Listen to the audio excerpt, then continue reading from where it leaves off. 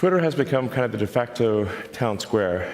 It's just really important that people have both the reality and the perception that they are able to speak freely within the bounds of the law. So one of the things that I believe Twitter should do is open source the algorithm and make any changes to people's tweets. If they're emphasized or de-emphasized, that action should be made apparent so anyone can see that action has been taken. So there's no sort of behind-the-scenes manipulation, either algorithmically or manually. I think there's the risk, civilizational risk, is decreased if Twitter, the more we can increase the trust of Twitter as a public platform. And so I do think this will be somewhat painful, and I'm not sure that I will actually be able to acquire it. And I should also say the intent is to retain as many shareholders as is allowed by the law in a private company, which I think is around 2,000 or so. So it's not like it's definitely not from the standpoint of let me figure out how to monopolize or maximize my ownership of Twitter. But that was in April 2022. Since then, the Musk-Twitter saga has been wild, and there are good reasons for this. Twitter's market capitalization as of the 10th of October was about $37.7 billion US. As of October 4th, Bloomberg reported that Musk sent another office letter to buy Twitter at the original price, $54.20 US a share, an almost 10% premium over the current share price of about $49.20 US. Naturally, this pleased investors and silenced many critics of how Musk handled the deal. But this deal is about much more than just money, as Musk himself stated. Twitter is a multi-billion-dollar tech company that runs what is possibly the world's most valuable social media platform when it comes to news, quick communications, international debates, and even more serious matters such as geopolitics and economic policies. As such, the tech company does not represent an investment only from a financial perspective. Rather, it is an asset of the very infrastructure of civil society in the 21st century. It is the international town square where politics are debated, careers are made or lost, and gossip spreads like wildfire. However, how this new form of debate is actually functioning remains unknown, and this is extremely dangerous. After all, Twitter is a fragmented medium of communicating sometimes very important ideas in a rather anonymous way. This can fuel negativity to previously unseen levels in masses of people. It could be you have this huge pool of people, and then it might be that only the person who's in a bad mood and is irritated that day, or is sort of chronically like that, or dispositionally like that, let's say, and who is specifically angry about something that they saw right then is likely to tweet. And so that gives you this tremendously skewed view of the consensus. In other words, the way Twitter is designed can make it a powerful platform for good or for evil, depending on how it is used. There are already speculation as to what the real motive is for buying Twitter. Will Musk go into politics and use Twitter as a tool to support his agenda? Will the definition of free speech slowly expand beyond what the law allows? Will there be interest groups trying to profit from the data that Twitter has as being the de facto international public square?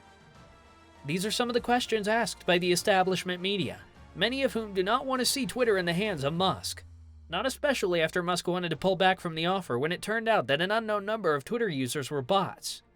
This felt like a punch in the guts to the platform beloved by so many journalists that play by the playbook of the current system. For example, NPR wrote a desperate column arguing that under Musk, Twitter will become a jungle where free speech will mean that anything goes. The newspaper wrote that Musk has been loudly critical of Twitter's rules aimed at curbing harassment, hate speech, extremism, and misinformation about elections and public health, arguing that the company's efforts to promote what it has long called healthy conversations are too restrictive. Experts who study social networks warn that overhauling Twitter to allow all legal speech would open the floodgates to toxicity, from misogynist, racist, and transphobic abuse to false claims about the security of voting and the effectiveness of vaccines. For a keyhole view of what Twitter under Musk will look like, just look at alternative platforms such as Parler, Gab, and Truth Social that promise fewer restrictions on speech, said Angelo Carasone, president of the liberal nonprofit watchdog group Media Matters for America. There are hundreds and hundreds of extremely negative articles about Musk's true intentions to buy Twitter. However, whether the establishment likes it or not, Musk is entitled to invest in Twitter and become the majority shareholder, and the tech CEO is also entitled to demand that the social media platform comes clean on its true user figure. Recently, the JP Morgan CEO said that they hope that Musk cleans up Twitter. In a CNBC interview at the JPM Techstars conference in London, which aired recently, Dimon echoed Musk's concerns about the number of spam accounts on Twitter and said the company should give users more control over its recommendation algorithms.